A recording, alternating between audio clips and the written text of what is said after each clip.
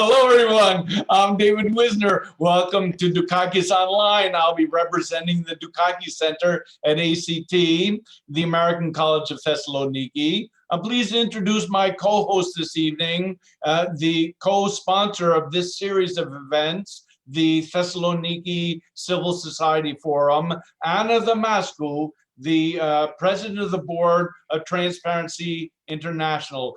Anna, welcome. Once again, we're live together doing an event. This is about the third or fourth time in the last 2 years. It's always a great pleasure to see you. Hi, David. Hi, everybody. Good evening. Great. Hosting in 2019 for the first time, the annual think tank NGO forum was an idea of Professor David Wisner, which Transparency International Greece immediately endorsed, as Transparency International Greece is a think tank NGO itself. For those of you who are not familiar with our NGO, just let me tell you that Transparency International is a global movement working in over 100 countries to end the injustice of corruption. We focus on issues with the greatest impact on people's lives and hold the powerful to account for the common good. Through our advocacy, campaigning, and research, we work to expose the systems and networks that enable corruption to thrive, demanding greater transparency and integrity in all areas of public life. Established in 1996, namely only 3 years after the establishment of the global movement, Transparency International Greece is the Greek chapter of the organization, which concentrates its efforts in the combat of corruption within the country. So I'm happy to meet you all this evening. Great, great, great, great. And you know, you've been very busy. You just hosted your big annual Congress. It was all online, but I thought you did some extraordinary work here. Perhaps you'd like to share with us how you managed that before we turn to our panelists this evening. Yes, I mean, it was a big event. It was a whole 6-hour conference on political integrity. Initially, it seemed like a big challenge because it was the first time we would do online such a big event. But finally, it turned out to be a happy instance that we held it online, because we had more than 10,000 views and almost like 500 people watching the event. This is more than what a room can usually take when we used to have our events live. So I think the pandemic also brings us some opportunities that we need to take advantage of in the near future. Indeed, you know, we saw a rather extraordinary outpouring of interest for this event here, and we didn't do a very extraordinary promotion, but there are all kinds of people who develop an appetite to attend different sorts of events, to hear from different practitioners, and to see perhaps what they might be able to do to make the situation of their fellow citizens a little bit better. Well, we're joined now this evening by Petros Mastakas, representing the United Nations Human Rights Council. Have I said that right? HER, UNHCR. High Commissioner for Refugees. High Commissioner for Refugees. Thank you very much. And I teach international relations. I ought to know that. My colleague here at ACT, Dimitris, who this evening is representing a rather innovative initiative, the World Economic Forum Global Shapers Hub of Thessaloniki. And then an old pro to our stage, Epaminondas Farmakis, Human Rights 360, who was one of our guests in our initial Civil Society Forum in Athens 2 years ago. We thought perhaps we'd ask you each to do a very, very succinct pitch. What have you been up to since the Greek government established the first lockdown nationwide in Greece back in March of 2020. If you could just tell us in a minute or two what you've been up to pretty much over the last year, that would be much appreciated. Epaminondas, I think I'll start with you. Yes, thank you very much, David and the Dukakis Center and ACT for the kind invitation, and of course, Anna Damaskou. I'm delighted to be here with you tonight, and I'm the co-founder of Human Rights 360. It's a Greek NGO. And we have 3 main pillars of services and operations. We do border monitoring, integration of refugees and other vulnerable groups, as well as we participate in the shaping of the of a more positive, let's say, migration narrative, and we do actions against the far-right groups and other xenophobic, let's say, messages that are prevalent these days in our countries. Now, since you asked, David, since the pandemic started last March and we had the different lockdowns here in Greece and everywhere else, I guess, we have also tried to work as a re-granting vehicle mechanism to other NGOs. So we tried to shift services that we couldn't do directly for our beneficiaries to other beneficiaries, and used, let's say, our experience to facilitate funding from foundations in the US and other European foundations towards Greek NGOs. And we have managed to do 28 of those since March, 28, let's say, separate funding grants to other organizations, for example, that do street work, that are against in LGBTQI work, and deal with all sorts of vulnerables that are highly affected by COVID-19. Okay, that's great. That's really, really interesting and quite inspiring. Let's turn to our newcomer, Petros Mastakas, again from the UNHCR. We don't know very much about your operation here in Greece, so you take an extra moment to tell us a little bit about what you do and then what you've been doing more specifically during the period of the lockdown here in Greece. Thank you, David. Thank you for the invitation. It is a pleasure to be with you tonight. Rightly said, I speak for UNHCR, which is the agency of the United Nations dealing with refugee protection and helping states to comply with their international obligations in the field of international protection. In Greece, we are in a very exceptional situation, not now, since 2015. Greece is a member of the European Union. It is a member of an exclusive club called the Eurozone.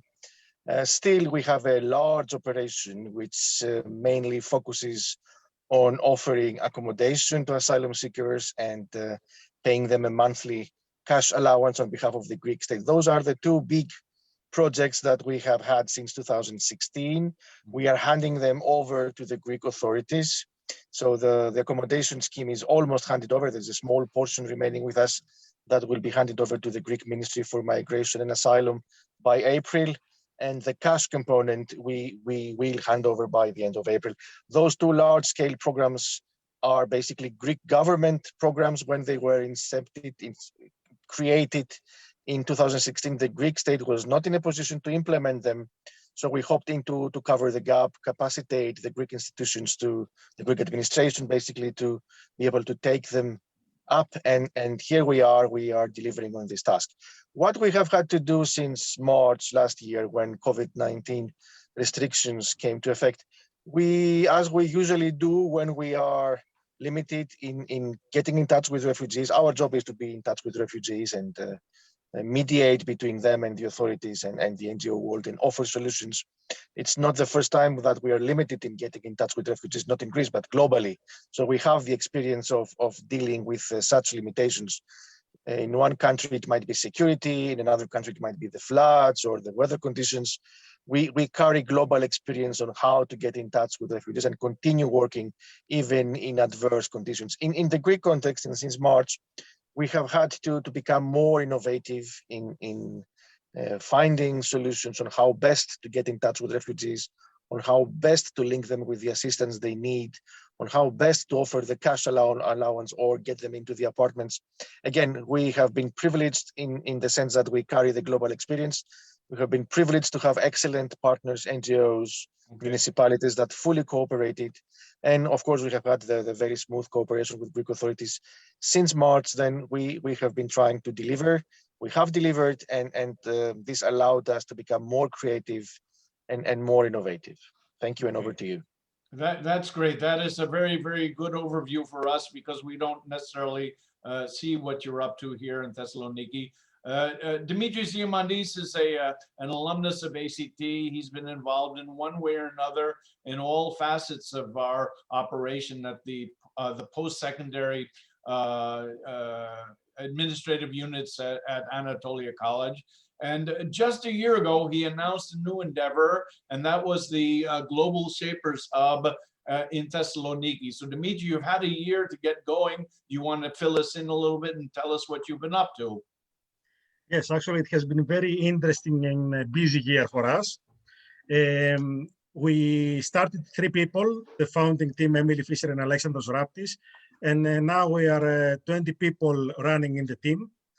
And we are ready for the elections to change the hub to pass it to the next administration.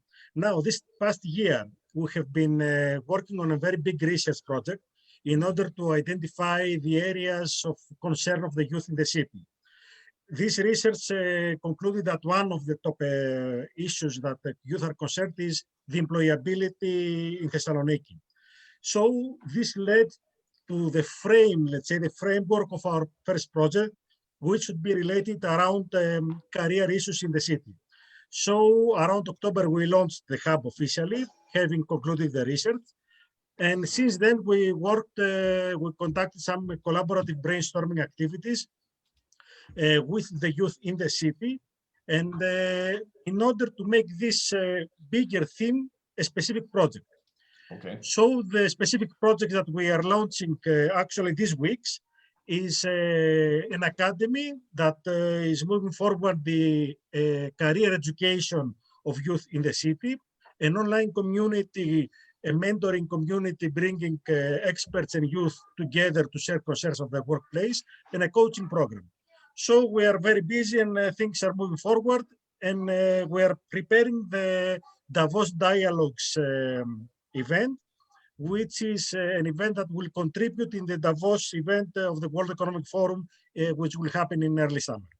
Okay, that's great. So you have been really busy despite the fact that we're all stuck in lockdown. It may work to your favor because you can focus on that. Anna, I don't know if you want to take the baton and start a round of discussion here. Yes, I think Petros referred to it to a certain extent, what are the challenges faced during the pandemic, but I would also like to ask Epaminondas and Dimitris whether they felt during the pandemic that their organization had to play a more active role or particular challenges faced by their organization, and then I will share with you the experience of Transparency International Greece. Should I start? Yeah, why not, Yes, Dimitri? please, My Dimitris. microphone on. Well, I couldn't say that we had specific challenges in the way that we operated because we are a remote and distributed team. So we were very comfortable using all the technology provided to us in order to collaborate and move our thought and projects forward.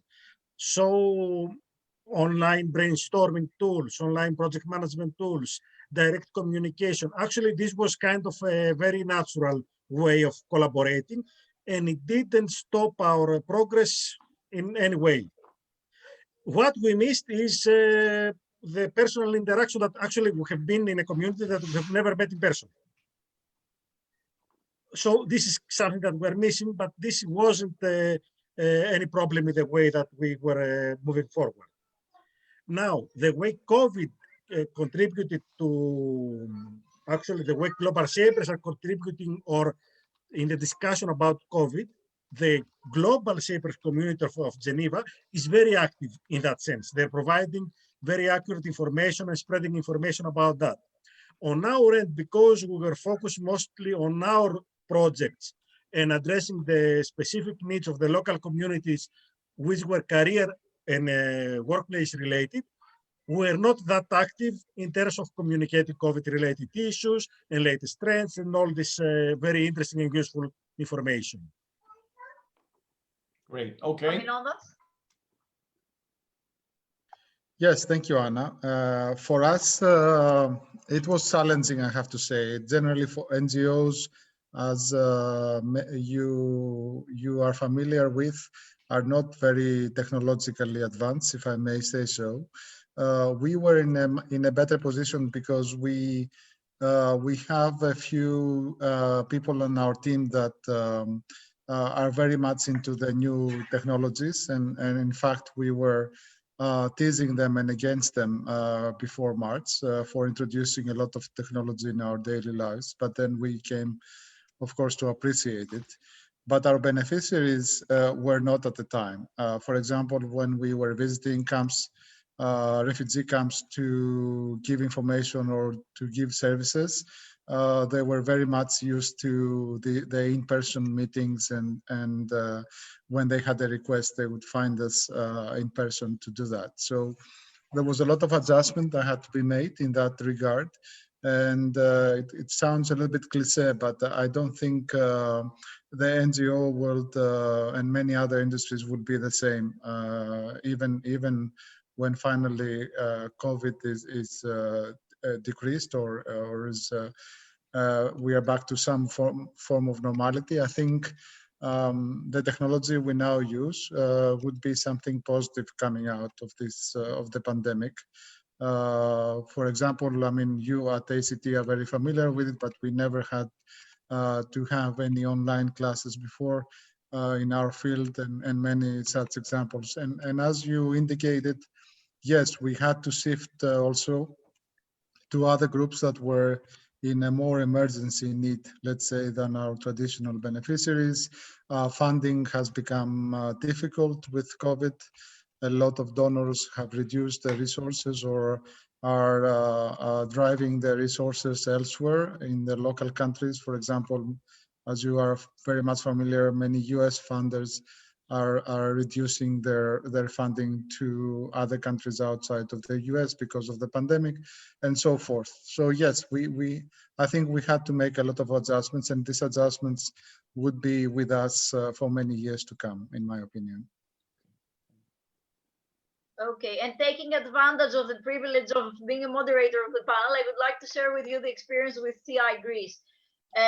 We felt that it was a time that we had to play a more active role, and we tried to turn this crisis into opportunity, meaning that corruption in the health sector has traditionally been linked with procurement practices, and in the global south with informal payments to healthcare professionals as well. While the global financial crisis may have slowed and reduced such informal payments, public procurement, including in the health sector, remains a field of glory in corruption.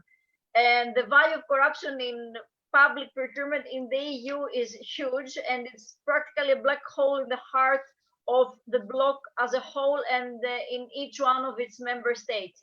It's not easy to reduce corruption because it's those public tenders involve huge amounts, and the temptation of manipulating the process is quite big. During the pandemic, corruption, of course, remains, but its risks have vastly multiplied as the public procurement of medical equipment occurs under extraordinary and special procedures. And the same applies to informal payments paid to healthcare professionals, meaning the bribes paid to gain access to needed medical care. Such casual fraud is not often synonymized with the West, but the current crisis has laid bare the pressure facing medics. Intensive care unit shortages have forced life or death choices on health workers, over which COVID patients to admit to the intensive cares, which could inevitably tempt them to accept a payoff. And it is in this context that we felt that we had to become loud. The risk of corruption during the crisis is obviously exacerbated by the dramatic increased pressure on the system. At the same time, you have distraction, uncertainty, and disorientation that contribute to an environment in which the corrupt can benefit from the crisis to their advantage, while at the same time, the citizens are disorientated. They want to know when the vaccine is going to come to their door, and they won't care too much about corruption. Since the onset of the pandemic and until today, we stress that it's important to maintain and extend open data, transparency, integrity, and public participation throughout the health sector and beyond, at all times during the crisis and hereafter. We have shown, I think, that this is more urgent than ever, and this need for openness and integrity needs to go beyond the health sector. Also, the pandemic highlights the importance of accountability and the need for reliable and regular information from our public institutions and leaders, as transparency and cooperation are even more vital during a pandemic. We have moreover underlined that all decisions taken via extraordinary and special procedures must be documented and subject to public scrutiny. Access to information is crucial so that in the future there can be accountability for the decisions made now. It is vital, we think, that all response measures, including the extraordinary restriction of individual freedoms, be implemented in a transparent, participatory, and accountable manner in the public interest, because emergencies do not justify really compromises on good governance. Finally, we stressed that during this pandemic, whistleblowers should be protected even more effectively. We've been witnesses of this instance in the Wuhan city, where in December 2019, the Chinese doctor working at the Wuhan Central Hospital disclosed to his colleagues the possibility of a SARS-like outbreak, eventually assessed to be the novel COVID-19, and encouraged his colleagues to protect themselves from infection. This kind of whistleblower, instead of being protected, his message became public without him knowing, and as a result, he was summoned to the Public Security Bureau in Wuhan, where he was accused of false statements that disturbed the public order, and was asked to revoke and refrain from repeating such statements. The doctor later died from the disease from a patient that was not known to be infected. We may think that China is too far away from us, but given the past experience with whistleblowers in Europe, we're not sure that such an event would not take place in Europe as well. And this is where we need to be alert. It is common ground right now that whistleblowing is a powerful tool in preventing and combating actions that undermine the public interest, and especially when decisions are made in emergencies, often out of the sphere of democratic control. It is whistleblowers that can serve the vital task of early warning, so that accountability is maintained and the rights and freedoms of all people are upheld. It is, we think, the safeguard of any society, particularly when the public needs to know what the public needs to know may have life or death consequences. And we should finally, let me close by saying that we should take advantage of this moment, because justice, transparency, and cooperation are vital at any time, but even more so during the pandemic. So great, that was quite a comprehensive overview very of much. what your concerns are, Anna. Yeah, I wanted to pick up. No. I wanted to pick up on something that Epaminondas hinted at. This sort of somehow we're moving towards or back towards something that seems normal, or we're at least not in the critical moment that we've been in with the lockdowns. So what will be the role of civil society organization like ours once we are out of the lockdown? That would be a first of my questions. And maybe we can start with you, Anna, if you want to continue. Otherwise, I'll turn to Epaminondas. But I also say, you know, I'm not going to say too much about the Dukakis Center now, because we'll premiere a documentary that we produced a couple years ago.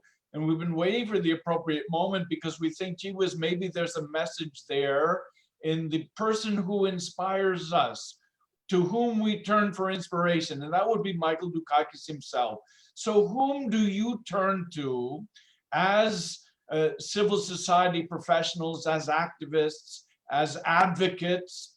Whom do you turn to maintain a sense of balance and to draw inspiration when things get a little bit difficult? Why don't we start with you, Epaminondas, because you got me started on this train. Yes, I'm happy to comment on that. So there are so many everyday heroes, really, David, in our societies, and you know them, everybody knows them. It could be the nurse, the doctor, the sanitation worker. So we turn to them actually for inspiration during these difficult times. And I think civil society can play a major role during the next period to really, as Anna hinted and said quite clearly, there's a lot of fake news and lack of transparency on many fronts. So I think civil society has a very important role there to help the public and the vulnerable groups to really get the correct and reliable and timely information, I have to say, but also to provide to vulnerable groups access to the vaccination. I think in our society today, in Greece, but I have to say in most of European countries, Petros might have more reliable information. I think only Germany is mentioning now a plan to vaccinate vulnerable groups and refugees. These people are never mentioned, and I think it's a critical. They have a critical link, let's say, to the chain of the fight against the COVID and coming back to some kind of normal. Okay, great. So Petro, maybe you want to tack on to what Epaminondas has just suggested. Thank you, David. Indeed, it's an effort, it's a task, it's a challenge to explain to states that part of their overall population, along with the senior citizens that have priority to be vaccinated, along with the nationals of the country, people holding the Greek citizenship, there is also another part of the population, refugees, asylum seekers, migrants. They are not under our strictly legally defined mandate, but they're still part of the population that need to be part of the plan. And the plan needs to be rolled out in consultation with actors and agencies that know this population. From our side, this has been our main challenge since the COVID-19 measures were implemented.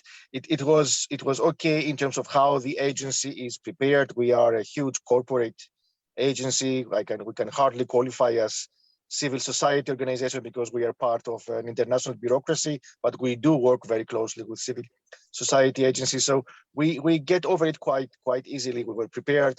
You might have heard about the UN bureaucracy. One of the good things of bureaucracy is that it has a plan for everything. It has resources, and it has tested the plan. So we were there. Our effort has been to explain to refugees what is happening. You have those 6 SMS codes to refer to the simplest measure. You need to know what each code corresponds to, and you have to write the text in Greek or English. Try to explain this to an Urdu speaker or a Pashto speaker or an Arab speaker.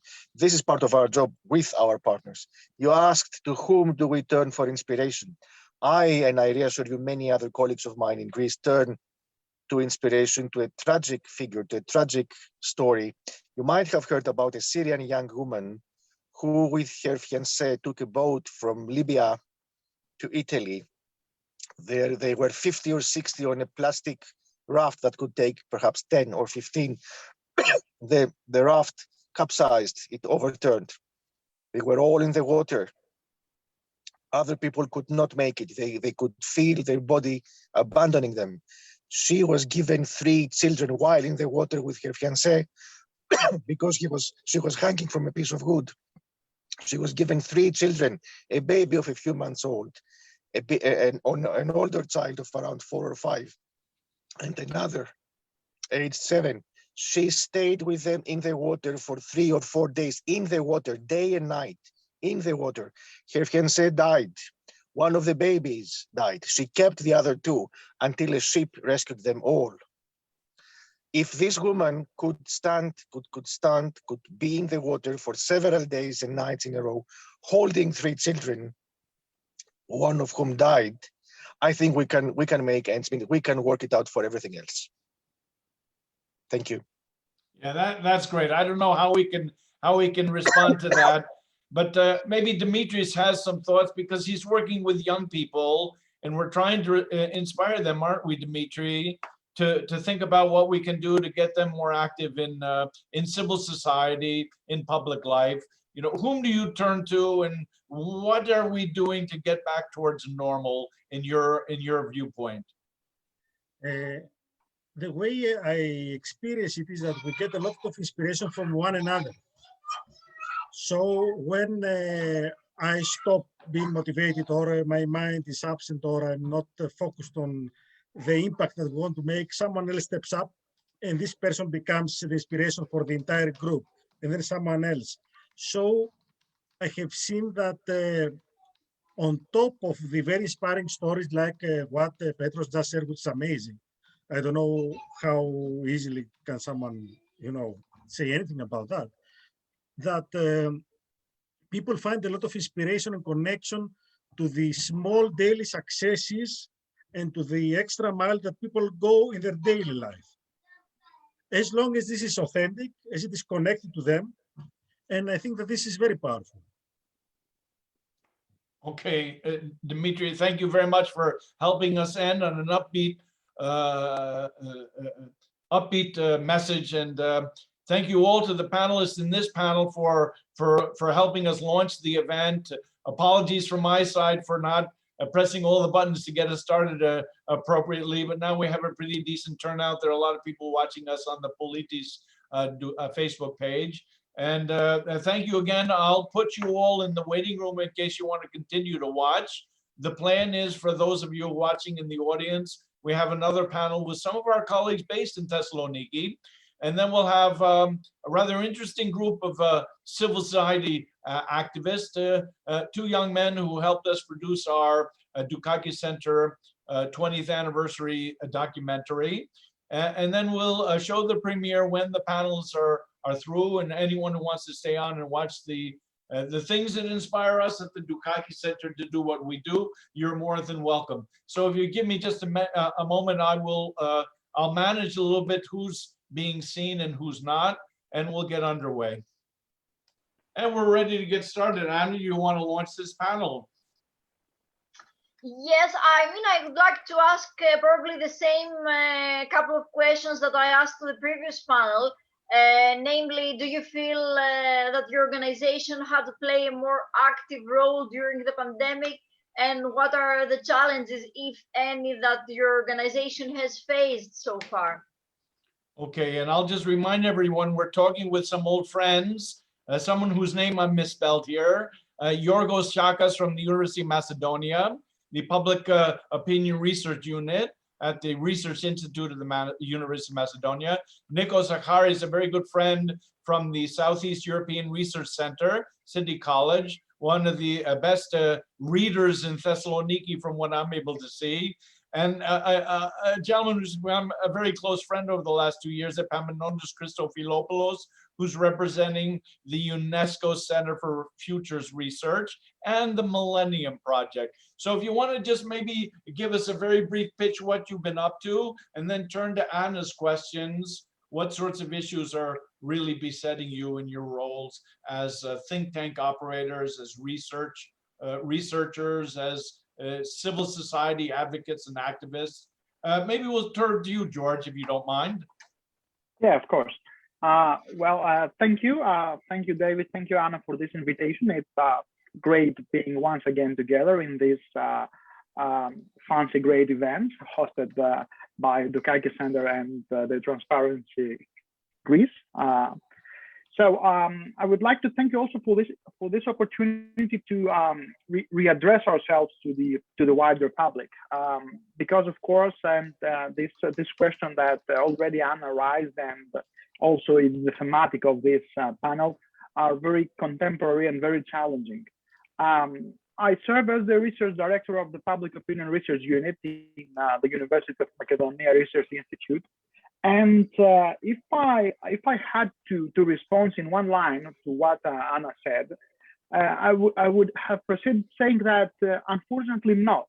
Unfortunately, the pandemic was a major game changer in the role we have, and this is because we are a bit of a hybrid organization. So we have to work in private market adjustments in a public legal framework. So that creates a lot of problems, even in the right pace of work process. And unfortunately, the lockdown and all this stuff caused a major turbulence in the work process. should I may proceed responding to Anna, or Yeah, why don't you do that? Please share your thoughts on that too. Great, thank you. What we did, the two major challenges for March and on were to firstly adjust to the new format of doing business. That is mainly the format of cloud-based operations, of having all the agents that work with us to go online. That means a lot of readjustments, a lot of resetting, a lot of logistics. And the second one was to keep the pace of work as we have to do. Well, actually, if we remember how was the time in March and how is nowadays with the lockdown, it's a completely different environment. Back in March, we had this lockdown appearance that it was an extremely new setting. So we had to move some things at the end. We had to readjust our work process and the workload. But nowadays, this is not the case. Now we have to go to do business as usual, just in another context. So we had the challenge of readjusting all our operations and making the scale of operations online and in the cloud. And nowadays we have to keep the pace as it were. So yeah, we faced two major challenges. I don't know how much are we gonna how good we did handle that, but we tried to do our best. Okay, great. Let's turn to Nikos, who represents a different type of educational institution, equally a researcher and an organizer of events, and a person we are quite fond of here at ACT in the efforts that he does for the city of Thessaloniki. Tell us a little bit what you've been up to and how you respond to Anna's line of questioning. Yes, thank you very much, David and Anna, for the invitation. Very nice to see you, even in this format. I hope that next year we'll be able to to be closer together, let's say. I enjoy this discussion. So, well, our research center has adjusted quite easily, I would say, to the whole new situation. I would say that I was surprised that we adjusted easier than we thought. We moved everything online.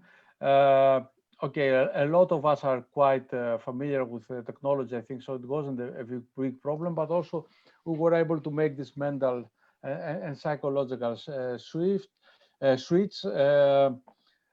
All this past year, we're working on many issues that are not exactly relevant, but in a way touches the issues that have to do also with the pandemic.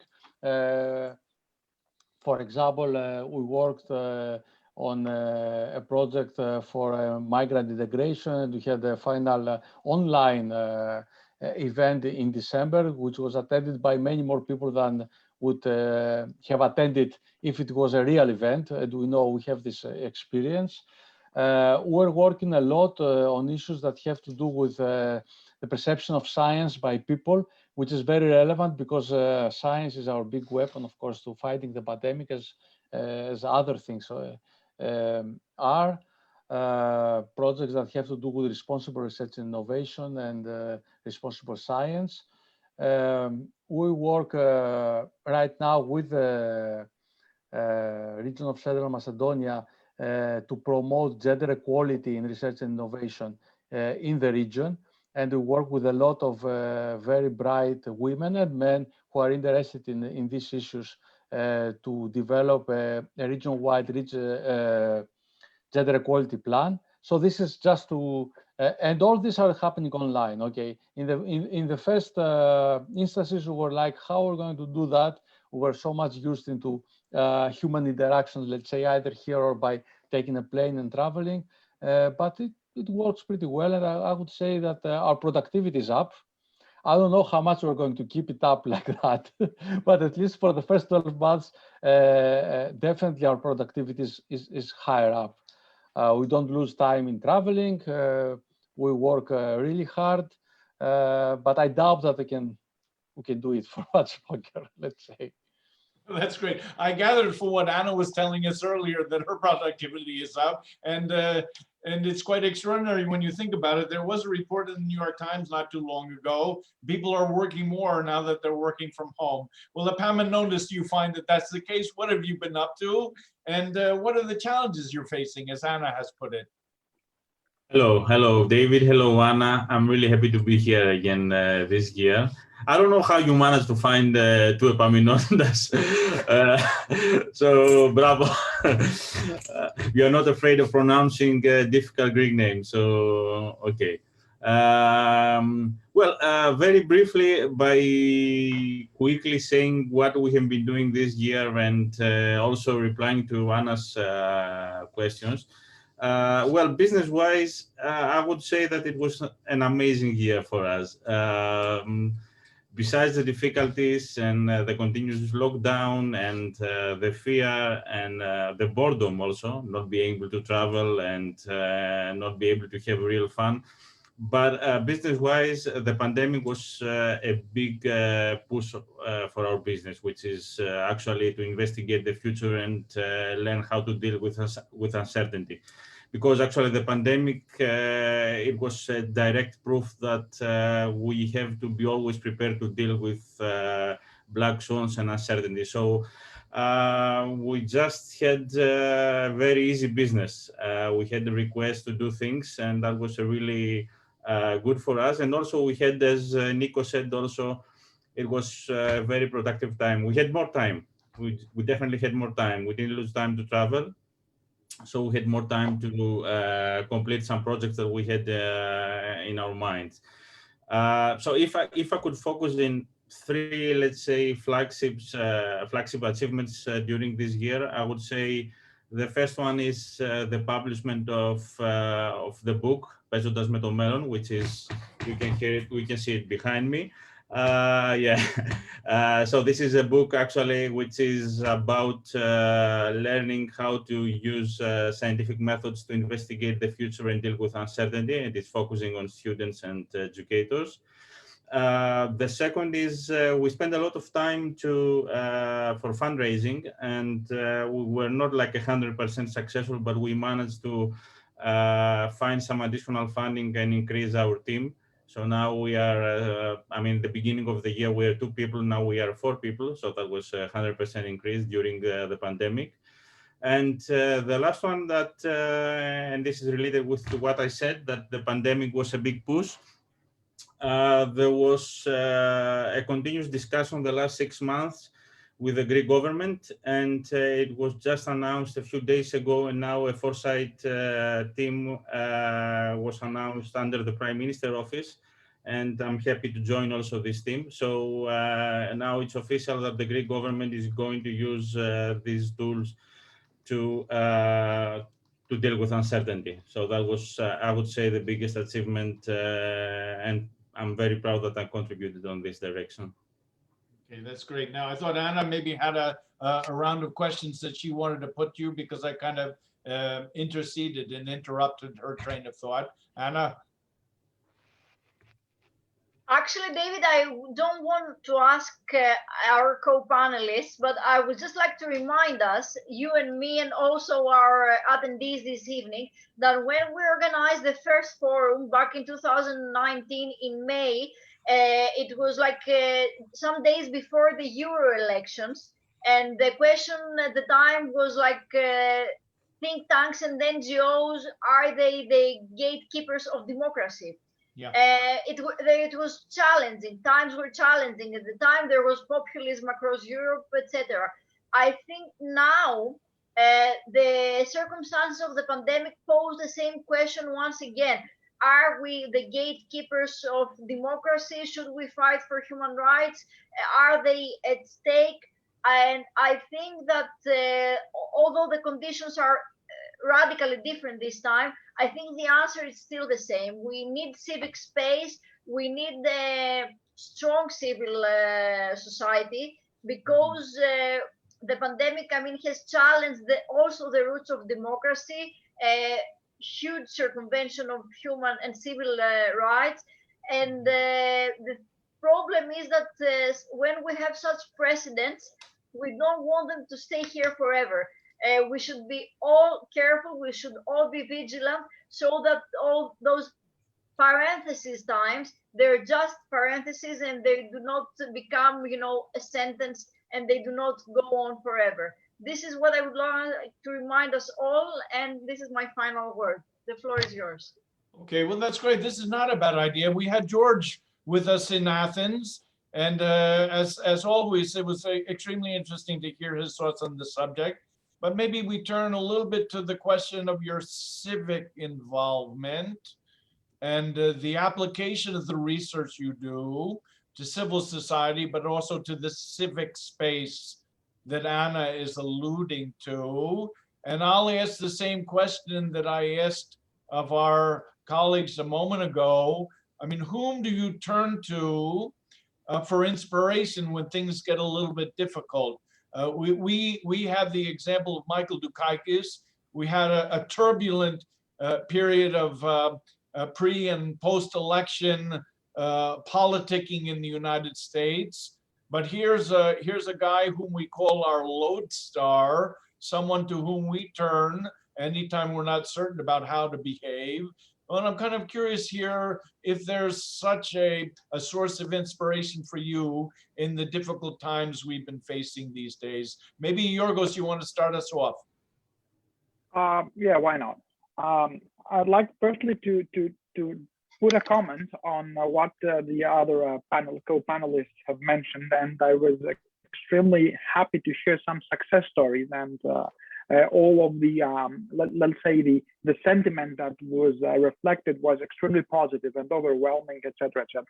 Unfortunately, I'm not so positive. I'm rather pessimist of the weather that we live, the conditions that we face right now, due to the fact that we haven't. I think that we haven't realized that since March, and it is an ongoing process. It is like we have pressed the pause button and something is paused.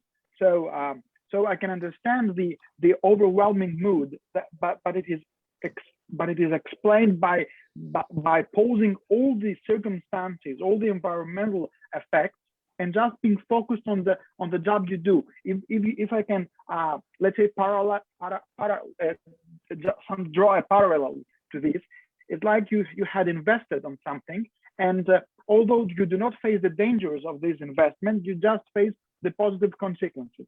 But I would like to raise the red flags, because this is, I think, also the role of a researcher, of understanding not only the most positive scenarios, but also the dangers and the risks that could follow this period. And now to answer to your core question. What I like doing when I face a lot of troubles and also some bad scenarios is to go back to some individual success stories that all of them have the triplet of plan, of schedule, and of implementation. So it's not something that I go directly to, but I like going to this kind of historic moments, or let's say, or some individual success stories. This is what I like doing, and this is what I like keep saying to myself, that there are some success stories, and everything could go up and down, but it's not a static image. Okay, that's great. Nico. Yes, well, to answer your question, David, of course, there are a lot of people who can turn up as an inspiration today, and there were answers before about the doctors, of course, and the nurses and everybody. But I would like to offer an example that is much more, let's say, well-known and obvious. And for me, is the couple of leaders of BioNTech that developed the vaccine. For me, these people check all the right boxes for inspiration. So they are a couple, a man and a woman working together, so gender equality checked. They are immigrants in Germany, so immigration is good. It can save us at some point, checked. They are scientists, so if the going gets tough, where are you going to go for fighting starvation? The science is going to save you, check.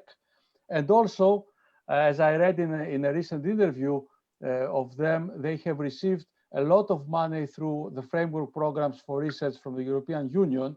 So this is also an answer to people who say, okay, the European Union is spending money on research. What is this good for us? So check there also. So that's a good example. Okay, that's great. Epaminondas. Yes. Well, I don't know. If we consider this crisis, I would say that, I mean, we always, we are keen to forget that, I mean, this is the reality. From the one crisis, we are moving to the other. So we always try to find the normal, but there is no normal. I mean, before this crisis, we have experienced a financial crisis. I mean, not only us, for us lasted more, but it was a global crisis. Before was some other events. If we go further, we will see the collapse of the Soviet Union and communist states. If we go even before, we'll see a lot of crises during the Cold War. So it is always like this, and it's the reality is full of changes. Some of them are rapid, and all these changes are also connected with opportunities. So I mean, we need to find some time to consider this and be able and always be ready to deal and address these challenges and find the opportunity that comes. And this also creates stories of people that manage to address this challenge and also bring some success stories. All right, that's great then. In other words, we haven't left the normal. The normal is one crisis after the other, and the person who learns to keep an even keel and look to adapt and find tools to educate one's fellow citizens, either through a humorous book for adolescents or the kinds of more serious research that our other colleagues here do, or the activism for which Anna Damaskou is famous. Why, this is who we are. This is the nature of our world, isn't it? Okay, Anna, I don't know if you've never actually told me personally whom you turn to for inspiration. So I'll ask the question again. I think to all those humble heroes that our co-panelists referred to. I mean, those persons that often have no name, but once they become a story, they really inspired us. I mentioned the doctor in Wuhan. I think he's a figure for the pandemic. Okay. Well, that's great here. Gents and lady, I'm so pleased that you joined us today for this session. I look forward to meeting publicly in person next year. We'll host a big event, and maybe we'll take advantage of some of the innovations that we've learned the past 10 months to do something really unique and different and meaningful for our co-citizens. We have one more panel, as I mentioned. It's two young men who are involved in some rather interesting civil society activity. And so I will manage the panels once again. This will take a moment, those of you watching from home. I take my leave of you, but I thank you once again. And Epaminondas, Thank you, have a David. Thank you, Anna, Norma. everybody. Thank you. Yeah. And I have now my two young men who have become great friends the last couple of years. Dimitris Savaidis, the co-founder of AdArt, and Asterios Georgios, photographer, filmmaker. He's involved in all kinds of projects as an independent and also as a colleague of Dimitris at AdArt. Tell the brief story, because this is how life goes. We happened to be walking downtown close to the White Tower, and we walked across the street. There's an old theater there, and there were people coming and going.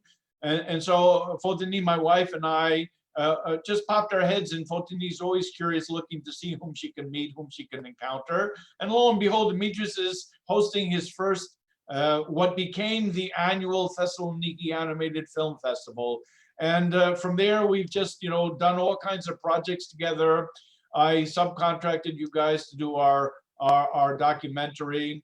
And it's quite an extraordinary happenstance that we've become acquainted. I met Dimitris' brother, who's very active in AdArt, the organization that Dimitris will tell us about.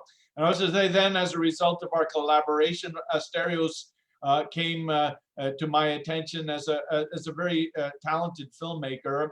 he took some raw material that we had already and he whipped together in magical fashion. I can't tell you how happy I am with the final product. And he and Dimitris finally produced a documentary that was about 5 years in the making.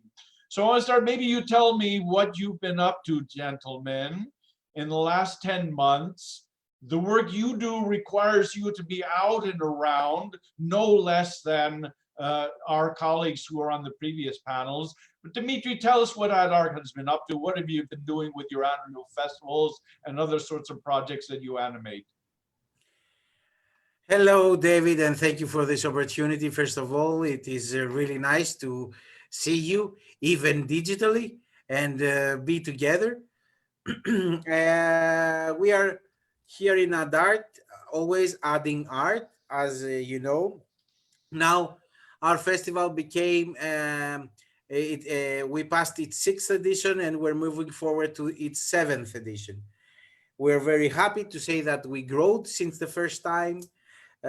We have thousands of visitors, and now we moved into also a business pitching forum for animation studios and animation productions to help the animation industry of Greece. It's very welcomed, and it's growing and growing and growing. Also in ADARC, now we are officially an animation studio. Right now, as we speak, we produce 2 TV series for children, 1 video clip for UK, and 1 a short film that it is also funded from Greek government. And the news with the new project that we work with Asteris also is we have been commissioned to make all the educational videos for the government ESPA fundings that they decided to make animated whiteboard animated educational videos for all the new let's say entrepreneurs, but they will take the funds, the new ESPA funds, so they will get a pack of workshops. Okay. And workshop specialists that they will talk about all aspects of business, and they will get the pack into an animated lessons. And this is the new thing that we're doing with Asteris right now. And we're very proud that this was actually, this responsibility was placed on us. And we're making over, I don't know, maybe 50 of these videos. And so in other words, excuse me for interrupting. In other words, Asterios is making the videos and you're doing the final touches and all the promotion and speaking in public. No, I'm teasing you a little bit. Yes, well, things happened that I promoted into the producer seat from the directors and from the script writer that I was before. And now I'm a producer coordinating all these projects and doing all the producing. And I delegate to Asteris and to other directors and other creators that we have. We are now a studio of 12 people. When you met us, we were like just 3, 2, yeah. And lots of volunteers. Yeah, yeah. And now we are fully 12 people, you know, we have grown. And we are almost 18 with the interns and volunteers. Okay, that's great. So we heard from Epaminondas a moment ago, and he's in the process of growing his staff. It's a somewhat smaller operation, but you're really expanding to the big time. And well, you've always had your eye open, and you've always been innovative and creative. That seems to be part of your DNA. Before I invite Asterios to tell us what he's been involved in, let me just pin you down a little bit and ask you this simple question. I mean, is what you do a public service? Sorry? Is what you do a public service? Are these projects that you've mentioned to us a public service? Well, what we do is especially for the government educational videos, they are going to be used as public service, and that's that. As for our series, we try to give a message through them, and we try to have them with some ecological or some other aspects that I think our world really needs to. So we are inserting public service in them. You know, we're setting social impact in them, sustainability, and all these because we're really in need of that. Also, we are right now in 3 projects that it's in European, in the EU. The one is to make educational board games for agricultural schools for all over the Europe, that they will learn ecological ways to agriculture, and we're taking the knowledge from the schools, and we're turning this into board games and comic books and nice ways for children to adapt and to absorb more easily. Also, through USAID, as you know very well, we are almost closing a huge deal to upgrade the whole educational department of Uganda and make it digitalized, and make a pilot of 20 schools of the first degree of elementary, all lessons digitalized and with gamification, in order for children to absorb it more easily and play with it, and with tablets and funds from USAID and GNSM from Germany, both funds. And this is also a very big international project. We will gonna be the designers of it, and we're gonna work with programmers from another country. Okay. And so, yes, we do also public service. This is great, Dimitri. I knew that I would pin you down after that quite impressive catalog of projects you're involved in. And when you go to Uganda, you'll give my greetings to Yoweri Museveni.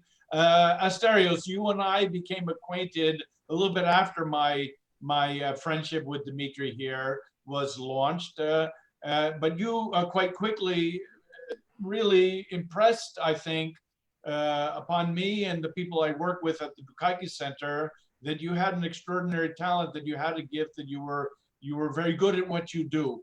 Tell us what you've been up to personally, both with Dimitri at AdArt and also in your individual projects. I mean, they are quite extraordinary. When I recall, you're there in the studio and I see some of those old Star Wars books that you used to show me. Tell us what you've been up to. Hello, David. As you can hear me, right? Okay, perfect. As Dimitris said, it's really nice. I'm really happy to see you again, even digitally, even this way. Sorry, I'm overwhelmed because of everything that has already been said. As Dimitris said regarding the collaboration with the videos and all of that, with the videos for ESPA, they're a really wonderful collaboration. I'm really happy about it. In regards to more personal projects, the truth is that due to the whole pandemic situation, it's been extremely hard to do anything, because usually most filmmaking involves being with other people, not having safety precautions, because even now there are only some films that deal with the pandemic in particular. Okay. All the other films, if you notice, even television shows, even movies, even short films, they tend to not show people in masks, for example, because everybody considers the possibility that this will be soon over. Yeah. So they want their work to not be temporal, to be more, to be able to be seen 3 years from now, for when we have finally gotten out of this situation. Okay, so in the meantime, you do these other sorts of projects and you're looking for the day that you can finish your feature films, for example. Well, we're trying to finish one feature film that we're doing with every safety precaution, with every health safety you understand what I mean, with every precaution.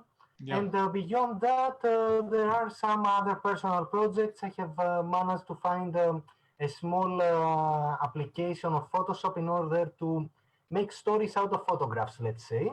Something that gives me the ability, even though these circumstances are really hard, especially for creative people who want to be, who have to be with other people in order to create something. This gives me the ability to keep creating even in those isolated times, let's say. You and Dimitri are artists, and the whole premise of Add Art is that you can add art somehow to make life better. Am I saying that right, Dimitri? Is that the premise of the organization that you created some years ago now? Yes, exactly. We are here to add art into almost everything. And whenever someone is inviting us, we are adding art. And we believe with art, everything is becoming more beautiful, playful, understandable, and more approachable. It touches more people. Okay. So that said, whom do you turn to for inspiration when the projects aren't going very well, when you're reaching, maybe you hit a dead end or a brick wall, the camera gets stuck or the film gets torn. I don't know what happened in the old days. What is your source of inspiration besides just the general premise that art is something that's good for our well-being? Who should answer, Asteris or me? Why don't you tell me, and then I'll turn to Asteri. All right. First of all, I think you have to turn to yourself first of all and really believe in yourself. Let the flow go and believe that you can make it and you will make it, because the worst writer's block or artist block or whatever comes for self-judgment and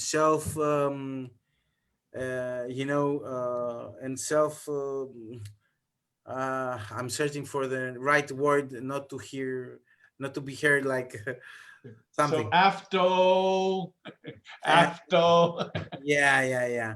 Well, we usually pound ourselves, we're taking a bath and we're starting bashing ourselves. So if you let yourself go, you stop bouncing yourself, you will find inspiration even to the smallest and simplest things. Okay. And you can go always back. And what I do is that I usually speak with people and I usually say the project or say the script or say what I have in mind to someone, doesn't matter who that is. And when it's out and when I hear it, I can reprocess it.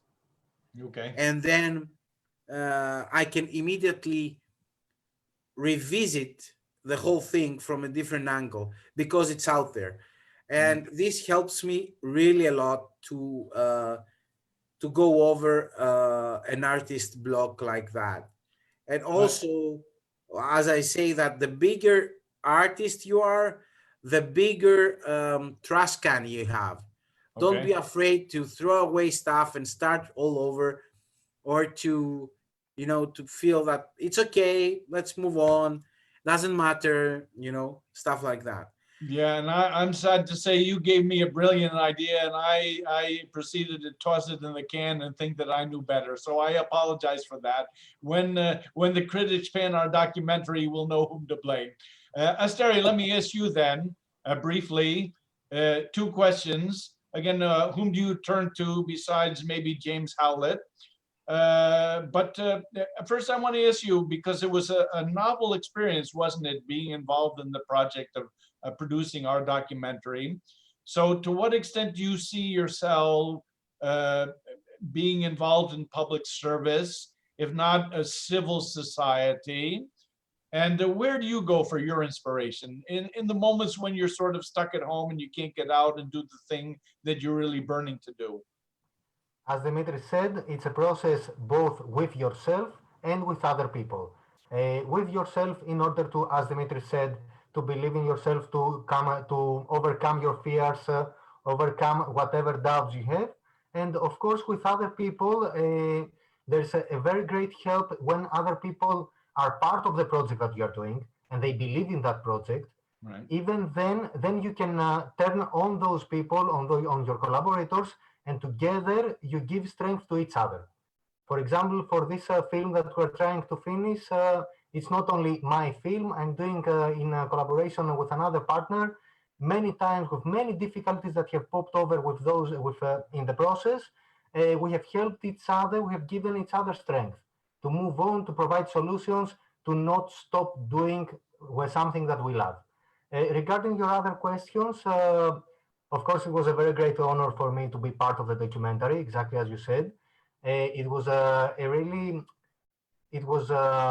unique experience being part of doing something in regards to public service in such a fashion, let's say, because it's the first time that I had to do a documentary about public service, about this kind of function.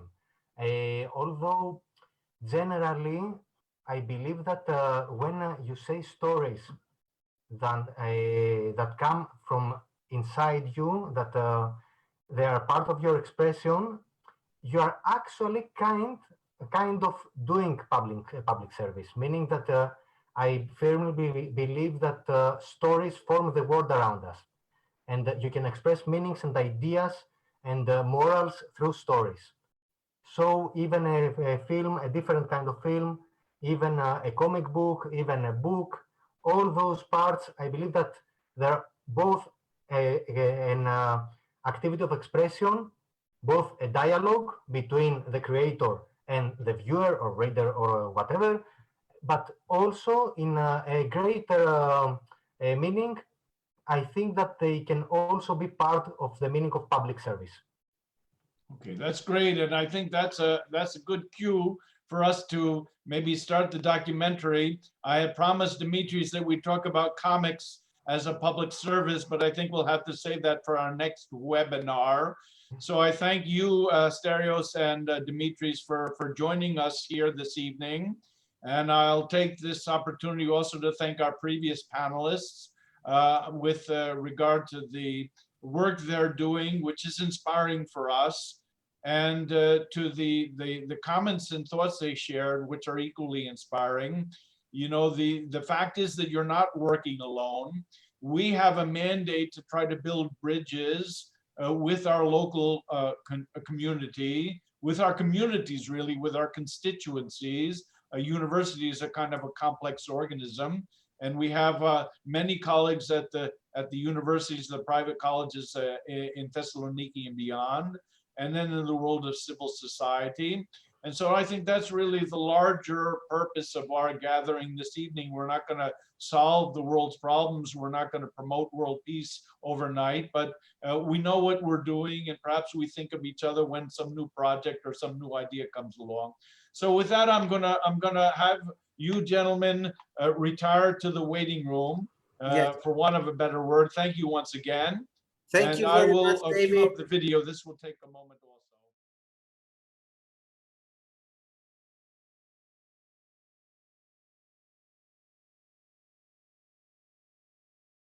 There is nothing you can do in this world more fulfilling and more satisfying than giving of yourself to others and making a contribution to your community and your state and your nation and your fellow citizens.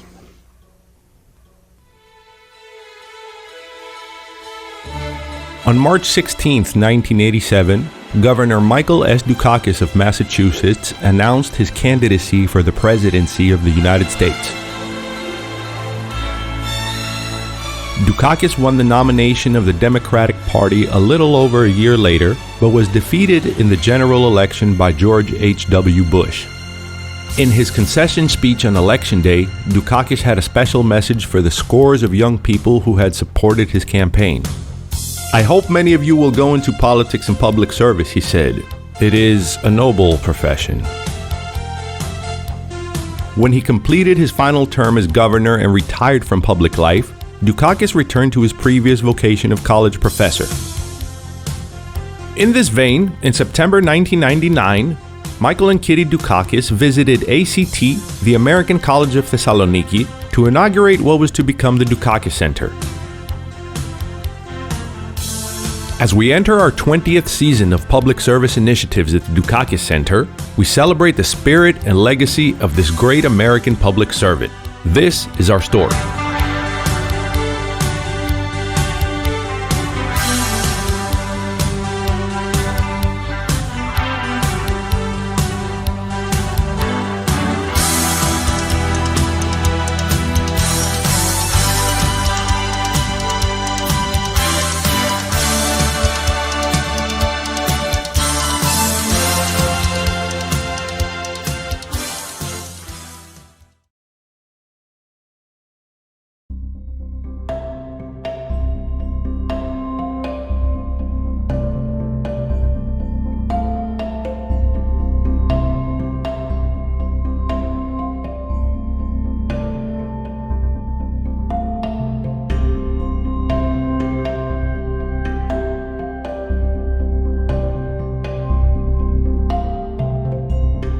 First of all, I'm really delighted to be at an event sponsored by the Dukakis Center. Again, coming from Massachusetts, Mike Dukakis is one of the giants in Massachusetts politics. But not only Massachusetts. When I was in high school, Mike Dukakis hosted a television show on public radio called The Advocates.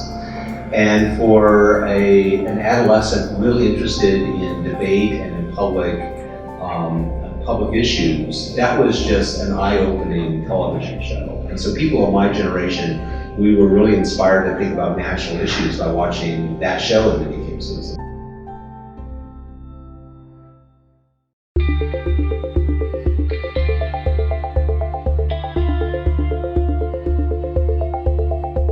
Now more than ever, young people face a challenge.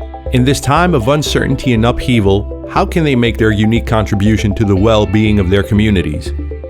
The Dukakis Center was created with this challenge in mind. So we're going to try to accomplish, essentially, by the end of the second day of deliberations tomorrow, to draft a democratic charter for Europe. The purpose of your debates the next 2 days is to try to decide what kind of democracy you want for Europe. What democracy will look like in the next 10, 20, 30 years in your Europe. Our future depends on how effectively we inspire coming generations to involve themselves in public affairs, how enthusiastic they can become about the task of collective decision-making, and how well we can learn to listen to and appreciate what they have to teach us, their peers, and their elders.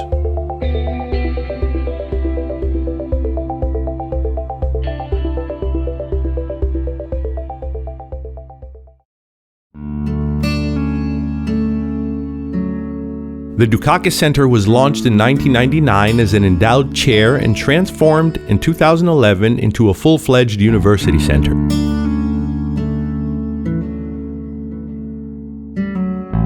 In that time, the Dukakis Center has organized and hosted hundreds of public events and educational activities in Thessaloniki and beyond. One of 3 dedicated outreach centers at ACT, the tertiary division of Anatolia College, the Dukakis Center is the proud standard bearer of Anatolia's century-and-a-half-long commitment to civic and social responsibility.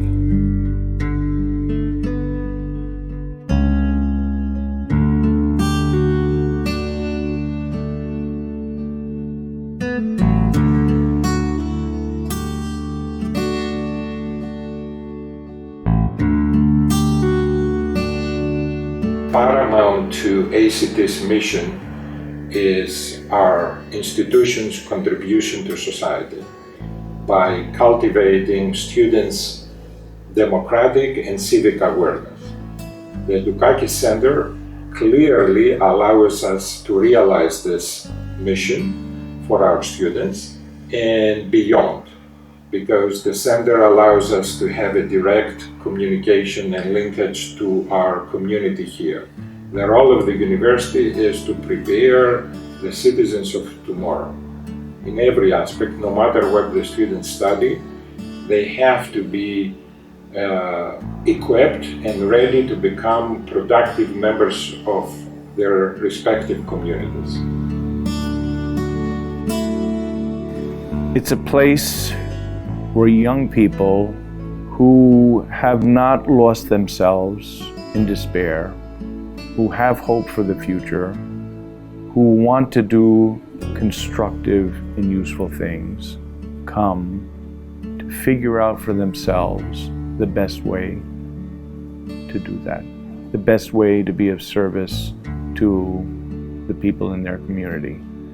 The only way you understand what public service is by doing public service. And the center is the place you come to start doing public service so that you understand it and it becomes a value that you hold dear yourself.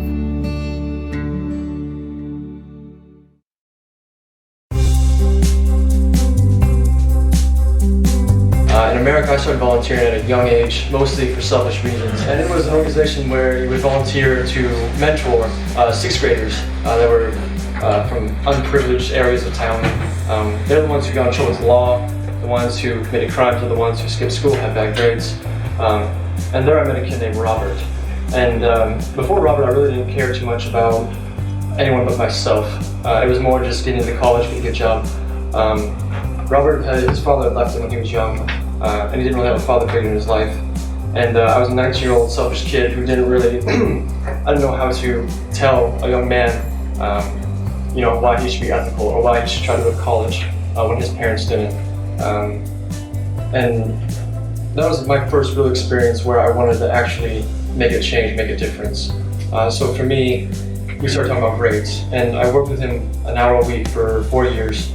His grades have improved, he stopped getting in fights, he stopped getting suspended. And I mean, it changed my outlook on life.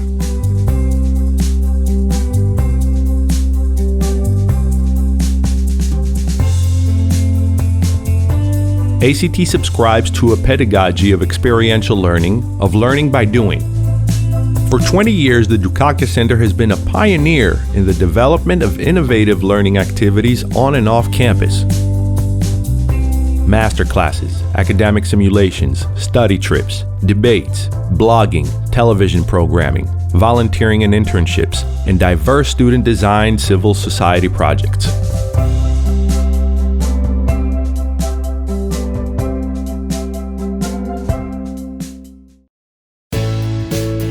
Our mission also calls for us to engage actively with the local community and our many constituencies. The center thus hosts a wide variety of major public events annually, including lectures, seminars, conferences, roundtables, and book presentations featuring prominent practitioners, scholars, and journalists. Topics have ranged from foreign policy, political and corporate governance, sustainable development and environmental policy, to historical remembrance and creativity. The Center's flagship program is the renowned series of Dukakis lectures, which feature high-profile speakers, often in exclusive appearances on and off campus, occasionally in collaboration with partner institutions in Greece and abroad.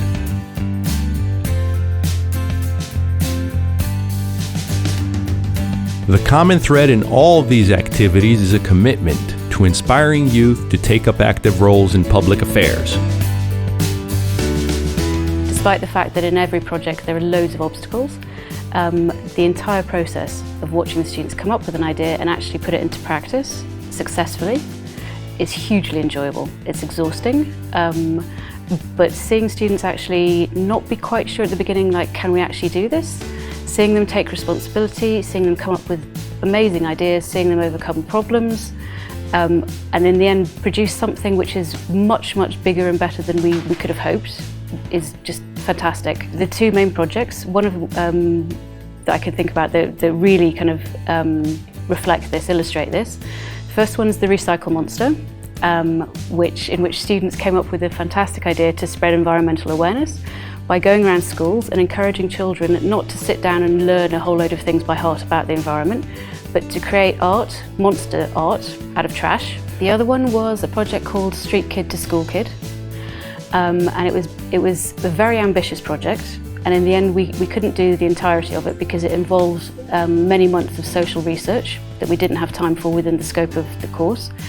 But the idea was to raise awareness and kind of empathy, but not sympathy necessarily, not pity, for kids who are on the street. We're just starting to learn what our capacity is, what our capabilities are, what types of projects work better than others, how to speak the language of young people today. And I suspect that we are going to multiply the types of activities that we've already done and provide more opportunities for young people, especially for young people who seek to create opportunities for themselves. Let me tell you the story a little bit differently. This was about 5 years ago, one of Michael and Kitty Dukakis' many visits to Thessaloniki, to ACT in Anatolia. And Michael is speaking with a group of senior businessmen and public figures at the residence of the U.S. Consulate General of Thessaloniki. And he says, create opportunities for young people to do internships. Because everybody's really enthusiastic. This is a great idea. Why didn't we think about it? And we spoke at that time with a member of parliament elected from the greater Thessaloniki area. And we said, well, we have some students. We'd like to send a Greek student with an American student and have them do an internship of the sort that's very, very common in the United States. A gentleman whom I know personally, I mean, he's somebody that I think is worthy of admiration, says, yes, sure, have them call my office and, we'll try to arrange something. Well, what do? A week or two later, we call the office and there's no answer. The fact of the matter is the office is only open when we're in election period and the person is here from Athens looking for his votes. So we said, okay, if I can't rely on an infrastructure that simply does not exist in Greece, let's create that infrastructure ourselves. So that'll be the thrust of the types of things that we're going to do in the coming years. Yeah, I'm enthusiastic. I hope it shows. When you are an intern in the Dukakis Center, don't be afraid to take initiative. Don't be afraid to come up with new ideas. Don't be afraid to suggest things, even if they seem completely wacky. Because part of being an intern and part of is working as a team, and part of working as a team means that you might have an idea that sounds completely crazy, but someone else, when you put forward that idea, someone else will say, aha, we can make it work if we change this or that, or that reminds me of something and it can work. So one of the issues is I'm not suggesting everyone kind of talks all at once all the time, but don't be afraid of putting forward new ideas because the Dukakis team are very much in favor of that. And that's the point, to kind of bring new ideas up and find new ways of doing things, suggest new things.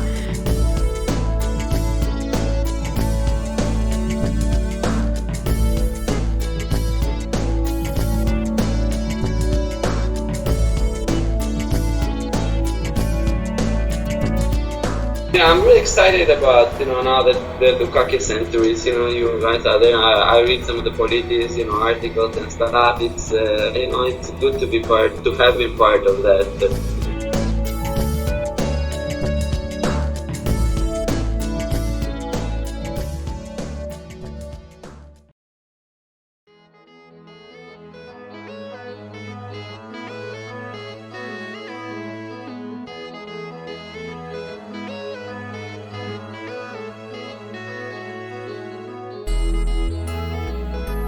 Public service is to work for the common good. Working for public service is a culture and it's a conscience, and it has to be built from the very early stages of education in order to try into young people that working for public service is something that it's extremely rewarding.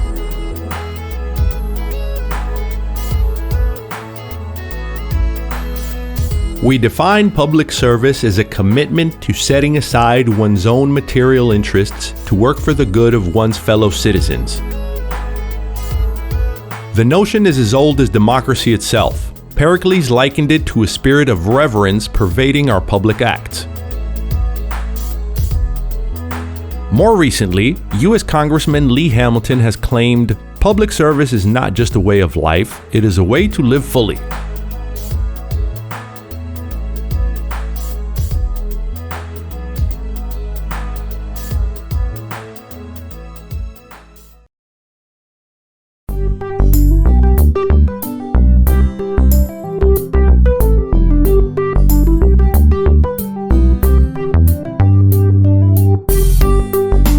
young people who come to work with us as interns or as volunteers are regularly tasked with explaining to themselves and to a larger public how their projects are a public service. Their endeavor could not be more urgent.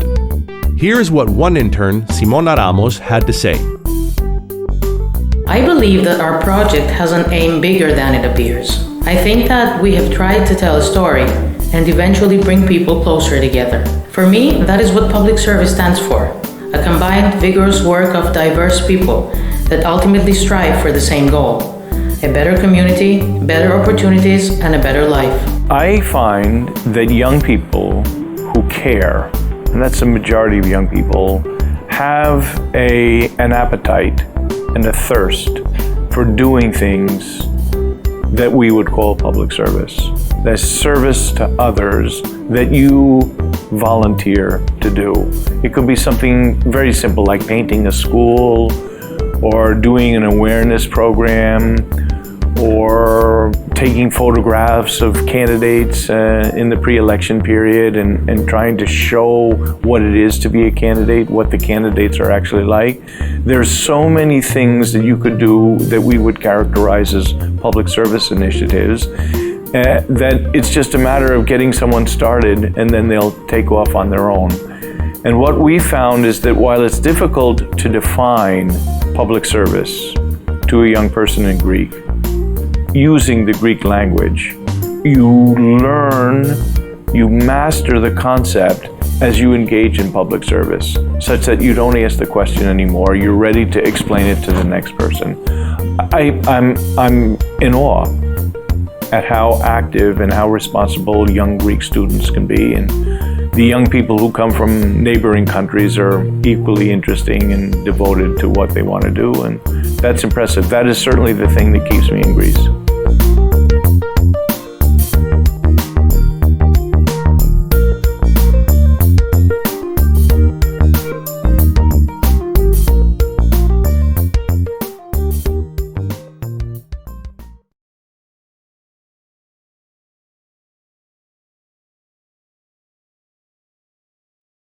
Well, I don't know of anything that one can do in this world that is more personally fulfilling and satisfying than being in a position where you can make a real difference in the lives of your fellow citizens. And I see that as what politics at its best is all about. And I've had the great good fortune to be able to do that virtually my entire life, both in politics and now teaching public policy and remaining still very active in public affairs, both here in Massachusetts and nationally. And these days I get enormous satisfaction from being able to teach and guide and mentor lots and lots of terrific young people, both here and at UCLA in the wintertime, who I hope and expect are going to be the next generation of public leaders. Mm-hmm. And I know you're trying to do exactly the same kind of thing at Anatolia and ACT. One of the things I try, David, you go very hard to help my students understand is that you can do it while setting high standards of integrity for yourself and the people that work for you. And I'd like to think that's something not only I've been able to do, but I think and I hope I've been able to encourage lots of my students and the people who work with me to do that. And you know, it's not difficult to set high standards of integrity and live by them, at the same time do good things in public life. And I can't think of a better life. And after all, it was the ancient Greeks that first told us, right, that the single most important thing one could do and be was to be an active citizen.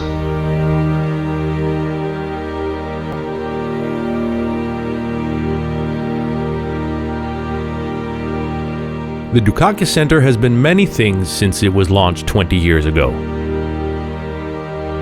We occasionally call ourselves a think tank, for want of a better word. But in fact, the Dukakis Center is fast becoming a prototype for a new kind of academic and outreach center. Our unique capacity to engage with a diverse set of constituencies in innovative public service initiatives has proven inspirational to professional colleagues in academia, in civil society, and throughout the public and private sectors.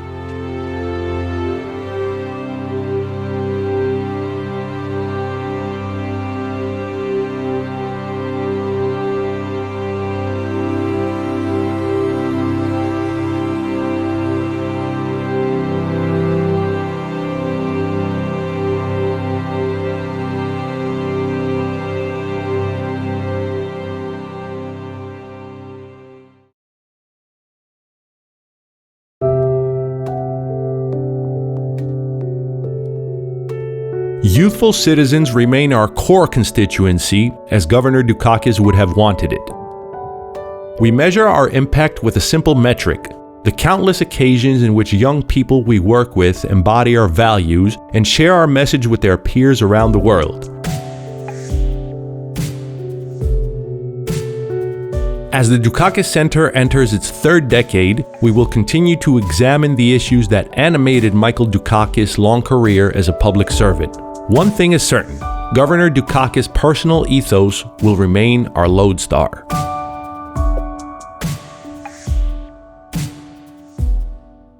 What I prize in having met Michael Dukakis, Michael and Kitty, is their loyalty to their values. Now, these are people who have been very, very successful, and they've had moments where the success didn't come. But up and down, they've always had a solid set of values. And that's something I really admire. You don't change simply because you're successful, or you don't lose heart because things haven't gone the way you wanted them to go.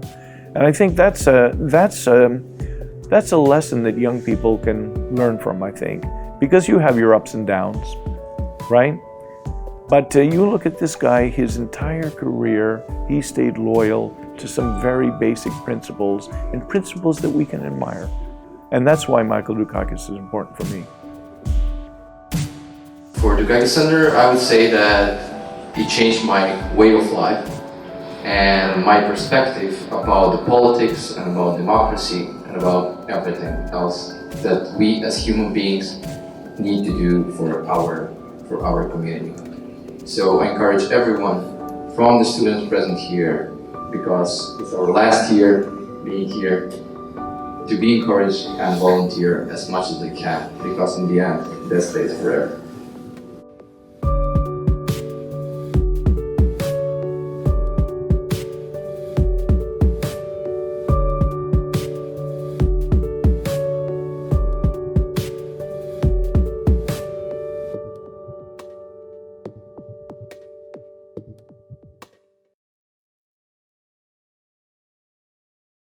We will never bring disgrace to this our country by any act of dishonesty or of cowardice. We will fight for the ideals of this our country. We will revere and obey the law. We will strive to quicken our sense of civic duty.